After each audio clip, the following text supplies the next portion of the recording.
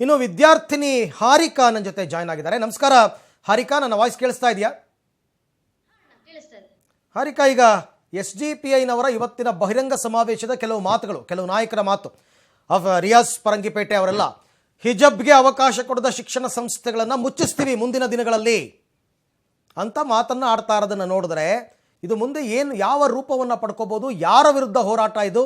ಇದು ಕೇವಲ ಹಿಜಬ್ಗೆ ಸೀಮಿತವಾದದ್ದ ಅಥವಾ ಇದರ ಹಿನ್ನೆಲೆ ಬೇರೆ ಏನಾದರೂ ಇದೆಯಾ? ಏನನ್ಸುತ್ತಮ್ಮ ನಿಮಗೆ? ಅಣ್ಣ, ಬಹುಶಃ ಇದು ಶಿಕ್ಷಣ ಸಂಸ್ಥೆ ಬ್ಯಾನ್ ಮಾಡುತ್ತೀವಿ ಮುಚ್ಚಿಸ್ತೀವಿ ಅಂತ ಹೇಳಕ್ ಇವ್ರು ಯಾರು ಅಂತ ಒಂದು ಪ್ರಶ್ನೆ ಮಾಡ್ಬೇಕಾಗಿದೆ.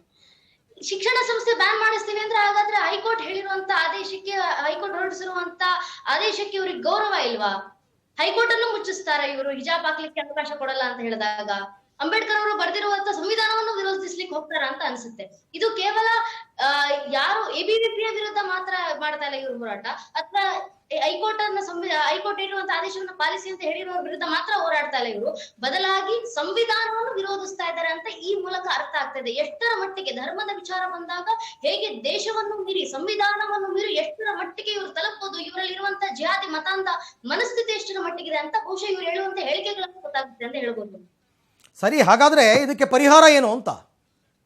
ಪರಿಹಾರ ಇಷ್ಟ, ನಾವು ಹೇಳ್ಬರೋದೇ ಅದನ್ನೇ. ನೀವು ಧರ್ಮವನ್ನ ಬಿಟ್ಟು ಮೊದಲು ಭಾರತೀಯರಾಗಿ ಯೋಚನೆ ಮಾಡಿ, ಸಂವಿಧಾನವನ್ನ ಗೌರವಿಸಿ, ದೇಶವನ್ನ ಉಳಿಸ್ಲಿಕ್ಕೆ, ದೇಶದಲ್ಲಿ ಸೌಹಾರ್ದತೆಯನ್ನ ಕಾಪಾಡ್ಕೊಳ್ಳಿಕ್ಕೆ ಯಾವ ಕೆಲಸಗಳು ಮಾಡ್ಲಿಕ್ಕಾಗುತ್ತೋ ಆ ಕೆಲಸವನ್ನು ಮಾಡಿ ಅಂತ. ಇದೇ ಪರಿಹಾರ. ಅದನ್ನೇ ಮಾಡಕ್ಕೆ ಇವರು ಸಿದ್ಧವಾಗಿಲ್ವಲ್ಲ? ಅಲ್ಲಲ್ಲ, ಅದು ಸರಳ ಪರಿಹಾರ. ಅದು ಆ ಮನಸ್ಥಿತಿ ನಾವು ಮೊದಲು ಭಾರತೀಯರು ಅಂತ ಇದ್ದಿದ್ರೆ ಇಷ್ಟೆಲ್ಲ ಆಗ್ತಾನೆ ಇರಲಿಲ್ಲ.